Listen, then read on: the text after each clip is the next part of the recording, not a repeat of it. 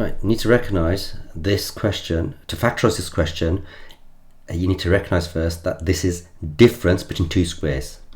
Let me explain. Minus means difference. Difference is in between these two square numbers. 16 is a square number, x squared, square number. It's a square, so difference between the two squares, difference between two squares. Questions could look like this as well, difference between two squares, difference between two squares, and so on, okay? So many of them, all right? All right, let's just deal with this one, the question.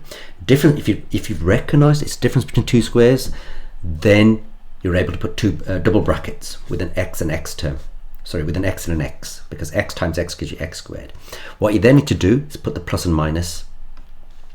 Now, opposite of squaring is square root. Square root of 16 is 4.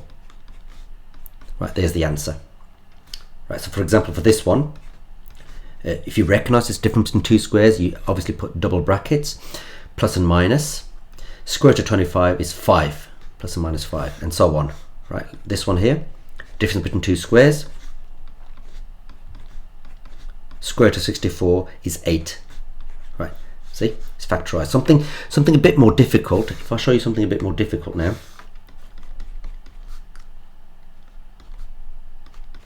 Right, this is also a difference between two squares. So you start off with double brackets.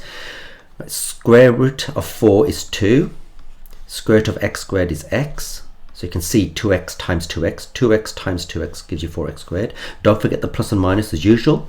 Square root of 16 is 4. Right, it's been factorized.